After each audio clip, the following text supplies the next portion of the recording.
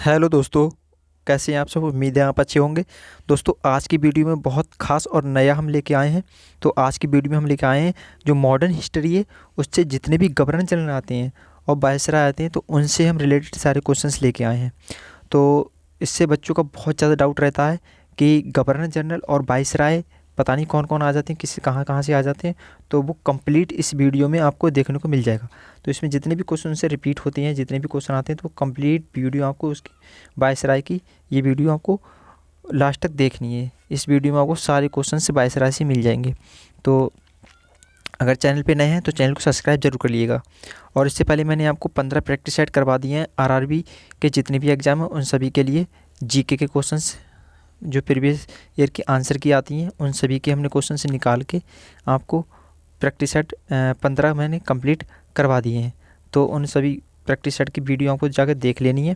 और इस वीडियो में हम मॉडर्न हिस्ट्री के गवर्नर जनरल वायसराय के बारे में जितने भी क्वेश्चन होते हैं सब कंप्लीट देखेंगे। तो इन क्वेश्चनों को प्रैक्टिस करते हैं। तो वीडियो को लाइक ज़रूर कर दें और अपने दोस्तों में शेयर ज़रूर कर दें, जिससे हमें अच्छा मोटिवेशन मिलता है। तो शुरू करते हैं वीडियो को पहले क्वेश्चन के साथ में। तो हमारा पहला जो क्वेश्चन दिया हुआ है, बंगाल का प्रसिद्ध कोजीजुरा घटना 1779 किसके शासनकाल में हुई थी। तो ये वारेन हास्टिंग के शासनकाल में हुई थी। तो गवर्नर जनरल जो वारेन हास्टिंग थे तो 1779 में आपको ध्यान में रखना है, इनके टाइम पे हुई थी।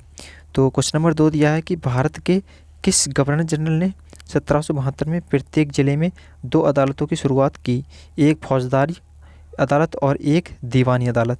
तो ये वारेन हास्टिंग ने की थी। ये भी वारेन हेस्टिंग ने 1772-1779 तक वारेन हास्टिंग ही था। तो आपको ये भी देख लेना है। ये देखो टीसीएस के द्वारा रिपीटेड क्वेश्चन है, ये 2 बार रिपीट हुआ भी है। तो ये भी आपको ध्यान में रखना है, ये क्वेश्चन बहुत इंपॉर्टेंट है।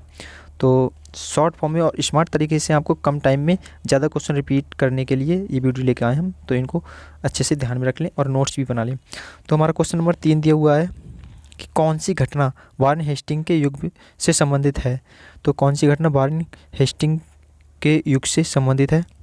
जिसमें ऑप्शन भी दे दिए हैं कि पहला एंग्लो मराठा युद्ध, ऑप्शन 2 दे दिया है रोहिला युद्ध, ऑप्शन 3 दे दिया है चैत सिंह हादसा, और 4 दे दिया दूसरा एंग्लो मैसूर युद्ध। तो ये सभी युद्ध जो हो जाएंगे वारेन हेस्टिंग के टाइम के ही हैं। सारे युद्ध वारेन हेस्टिंग के टाइम के हैं। तो हमारा क्वेश्चन नंबर 4 दिया हुआ कि वारेन हेस्टिंग के समय भारत में ईस्ट इंडिया कंपनी के कितने अध्यक्ष पद थे। तो ये 3 पद थे उस टाइम पे, 3 पद। तो आपको ध्यान रखना 3 पद इसका सही उत्तर हो जाएगा। तो हमारा अगला क्वेश्चन नंबर जो 5 दिया हुआ है, तो वो क्वेश्चन नंबर हमारा 5 में कि इंग्लैंड के निचले सदन हाउस ऑफ कॉमन्स द्वारा भारत के किस गवर्नर जनरल पर महाभियोग लगाया गया था। तो ये वारेन हास्टिंग के द्वारा, वारेन हास्टिंग के द्वारा महाभियोग लगाया गया था। वारेन हास्टिंग से कितने क्वेश्चन बनते हैं ये आपको सब देखने को मिल जाएंगे, जितने भी गवर्नर हैं सभी से मिल जाएंगे। तो वीडियो को लास्ट तक जरूर देखें और वीडियो को लाइक ज़रूर करते चलें दोस्तों, क्योंकि जितने लोग देख लेते हैं उतने लाइक भी करते हैं तो हमें बहुत मोटिवेशन मिले। तो क्वेश्चन नंबर 6 दिया हमारा कि द्वितीय एंग्लो मैसूर युद्ध के दौरान गवर्नर जनरल कौन था। तो वारेन हेस्टिंग था। द्वितीय युद्ध एंग्लो मैसूर युद्ध के टाइम पे वारेन हेस्टिंग ही गवर्नर जनरल था। तो क्वेश्चन नंबर 7 दिया हमारे 1773 में बंगाल के पहले गवर्नर जनरल कौन बने। तो 1773 में वारेन हेस्टिंग ही गवर्नर जनरल बने थे। ये क्वेश्चन 7 बार रिपीटेड हुआ है टीसीएस के द्वारा, तो ये आपको ध्यान में रखना है। तो क्वेश्चन नंबर हमारा 8 दिया कि बंगाल में सरकार की दोहरी प्रणाली को किसने समाप्त किया था। तो बंगाल में जो दोहरी प्रणाली थी उसके लिए भी वारेन हेस्टिंग ने ही समाप्त किया था। वारेन हेस्टिंग आपको सही उत्तर लगाना है। क्वेश्चन नंबर 9 दिया कि जमींदारी प्रणाली की शुरुआत खालिस्तान द्वारा 1793 में की गई थी। तो ये कॉर्नवालिस के द्वारा की गई थी। कॉर्नवालिस इसका सही उत्तर हो जाएगा। कॉर्नवालिस आपका गवर्नर देखो चेंज हो गया, कॉर्नवालिस 1793 में।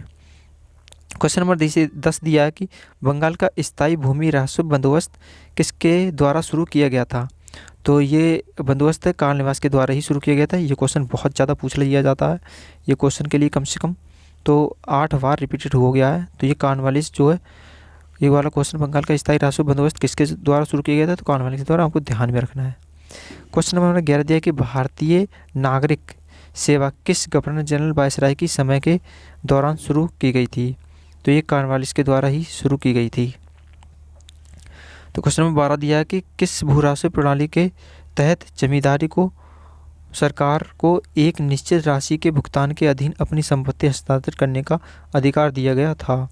तो इसका सही जो उत्तर हो जाएगा वो स्थायी बंदोबस्त हो जाएगा, स्थायी बंदोबस्त का अधिकार दिया गया था। क्वेश्चन नंबर 13 दिया कि किस गवर्नर जनरल ने एक संहिता पेश किया जो न्यायिक प्रशासन से राजस्व प्रशासन को अलग करने का प्रावधान देता है। तो इसका जो सही उत्तर हो जाएगा वो लॉर्ड कॉर्नवालिस ही हो जाएगा, लॉर्ड कॉर्नवालिस ने ही दिया था। तो क्वेश्चन नंबर हमारा जो 14 है वो हो जाएगा किस गवर्नर जनरल ने सहायक गठबंधन की नीति पेश की जिसके तहत भारतीय शासक ब्रिटिश सेना को अपने क्षेत्र में रखने के लिए सहमत हुए। तो ये लॉर्ड वेल्लेस्ली ने दी थी, लॉर्ड वेल्लेस्ली। दोस्तों अगर वीडियो पसंद आती है तो इसे लाइक ज़रूर करते चलें और दोस्तों में शेयर कर दें जिससे उनका भी प्रैक्टिस हो जाए। तो क्वेश्चन नंबर हमारा 15 दिया हुआ है कि कौन से गवर्नर जनरल खुद को बंगाल का शेर कहते थे। तो लॉर्ड वेल्लेस्ली जो थे वो खुद को बंगाल का शेर कहते थे। दोस्तों चैनल पर नए हैं तो सब्सक्राइब ज़रूर करिएगा क्योंकि बहुत मेहनत लगती है एक वीडियो बनाने में। तो मेहनत अगर पसंद आती है तो उसके लिए लाइक ज़रूर करें वीडियो को और सब्सक्राइब ज़रूर कर लें।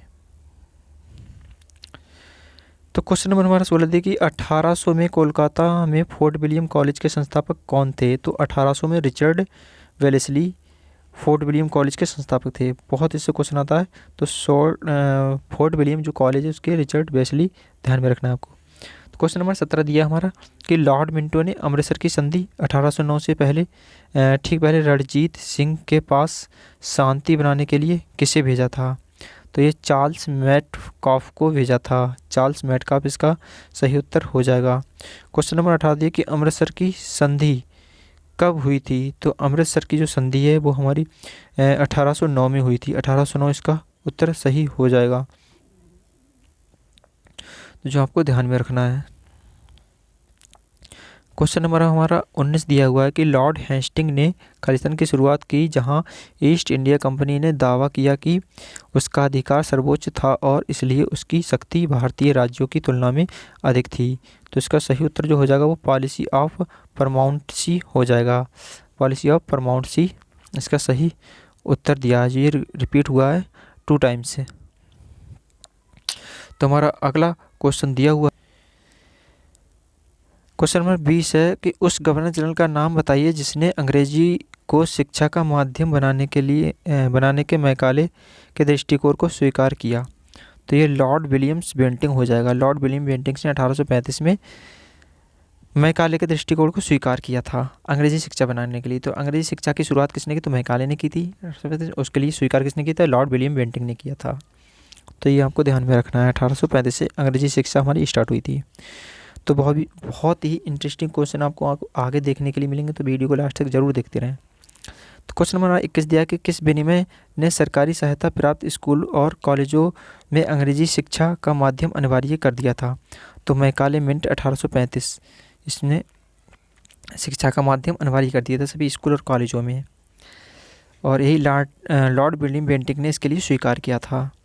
तो क्वेश्चन नंबर 22 दिया कि खालिस्तान के लिए भारत में औपनिवेशिक शासन के दौरान लॉर्ड मैकाले द्वारा समर्थित अधोगामी निस्पंदन डाउनवर्ड फिल्ट्रेशन दृष्टिकोण दिया गया। तो इसका सही उत्तर है शिक्षा। तो शिक्षा के लिए ये दृष्टिकोण दिया गया। क्वेश्चन नंबर 23 दिया हुआ है कि भारत के किस गवर्नर जनरल ने 1829 में सती प्रथा को अपराध घोषित कर समाप्त कर दिया था। तो ये लॉर्ड विलियम बेंटिंग था, उसने ही इसके लिए समाप्त कर दिया था। 1829 में लॉर्ड विलियम बेंटिंग द्वारा समाप्त किया गया।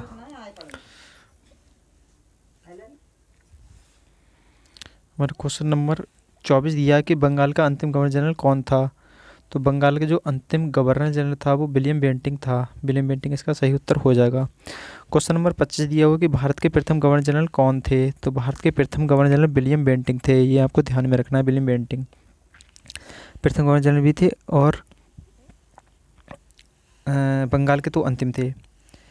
तो क्वेश्चन नंबर 26 दिया कि किस गवर्नर जनरल ने रोपड़ में रणजीत सिंह का बड़े सम्मान के साथ स्वागत किया था। तो विलियम बेंटिंग ने ही स्वागत किया था। और क्वेश्चन नंबर हमारा 27 दिया हुआ है कि 1833 के चार्टर अधिनियम ने के गवर्नर जनरल को भारत का जनरल बना दिया और उसमें सभी नागरिकों और सैन्य शक्तियाँ निहित कर दी। तो ये बंगाल के गवर्नर ने, तो बंगाल का गवर्नर 1833 में था, तो ये ध्यान रखना आपको, रिपीटेड हुआ है 2 टाइम्स। क्वेश्चन नंबर हमारा 28 दिया हुआ है कि 1833 के चार्टर अधिनियम के प्रावधानों के अनुसार किसकी अध्यक्षता में एक विधि आयोग भारतीय कानून के संयुक्तिकरण, संहिताकरण और सुधार के लिए का गठन किया गया था। तो इसका सही उत्तर हमारा हो जाएगा लॉर्ड मैकाले। लॉर्ड मैकाले इसका सही उत्तर हो जाएगा। और क्वेश्चन नंबर हमारा 29 दिया हुआ है कि ब्रिटिश राज्य में सिंध का विलय किस गवर्नर जनरल के समय में किया गया था। तो लॉर्ड एनरो के समय में किया गया था। लॉर्ड एनरो इसका सही उत्तर हो जाएगा। क्वेश्चन नंबर हमारा 30 दिया हुआ है कि किस ब्रिटिश गवर्नर जनरल ने भारत में डाक टिकट की शुरुआत की थी। तो लॉर्ड डलहौजी ने, लॉर्ड डलहौजी ने डाक टिकट की शुरुआत की थी। तो ये भी आपको ध्यान में रखना। क्वेश्चन नंबर हमारा 31 दिया हुआ है। क्वेश्चन 31 में कि किस गवर्नर जनरल ने के शासनकाल के दौरान पंजाब को ब्रिटिश साम्राज्य में मिला लिया गया था। तो ये लॉर्ड डलहौजी के साम्राज्य में पंजाब को मिला लिया गया था। लॉर्ड डलहौजी गवर्नर जनरल उस टाइम था। तो क्वेश्चन नंबर 32 दिया कि भारत में ब्रिटिश क्षेत्रों का विस्तार करने के लिए हड़प नीति की शुरुआत की थी। तो ये लॉर्ड डलहौजी ने ही हड़प नीति की शुरुआत की थी। हमारा अगला क्वेश्चन दिया हुआ है, क्वेश्चन नंबर 32 दिया हुआ है कि भारत में ब्रिटिश क्षेत्रों का विस्तार करने के लिए हड़प नीति किसने की थी। ये क्वेश्चन अभी मैंने आपको करवा दिया, रिपीट कर। 33वां है कि भारतीयों के लिए खुली प्रतियोगी परीक्षा के माध्यम से भारतीय सिविल सेवा में प्रवेश को किसने संभव बनाया। तो ये लॉर्ड डलहौजी ने संभव बनाया था। क्वेश्चन नंबर 34 हमारा दिया कि लॉर्ड डलहौजी को किन कार्यों का श्रेय दिया जाता है। तो लॉर्ड डलहौजी को पंजाब, बंगाल, सतारा का विलय ये श्रेय दिया जाता है।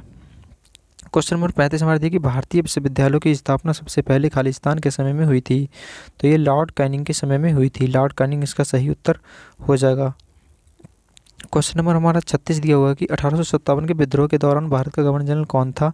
तो लॉर्ड कैनिंग ही था। 1857 के विद्रोह के टाइम पे लॉर्ड कैनिंग ही इसका गवर्नर जनरल था। क्वेश्चन नंबर 37 दिया हुआ कि ईस्ट इंडिया कंपनी का अंतिम गवर्नर जनरल और क्राउन के अधीन पहला वायसराय खालिस्तान था। तो इसमें लॉर्ड कैनिंग था। पहला वायसराय उस टाइम पे लॉर्ड कैनिंग था। तो क्वेश्चन नंबर 38 है कि भारत में बजट की प्रणाली वायसराय खालिस्तान के कार्यालय के दौरान शुरू की गई थी। तो ये लॉर्ड कैनिंग 1860 में लॉर्ड कैनिंग के द्वारा ही शुरू की गई थी। तो ये भी आपको ध्यान में रखना है कि लॉर्ड डलहौजी के बाद में कौन बना था, लॉर्ड कैनिंग के बाद में कौन बना था वायसराय, ये सारे इसमें सीरियल बाय सीरियल दिए हुए हैं। तो ये आपको डाउट कोई नहीं रहेगा कि कौन किसके बाद था।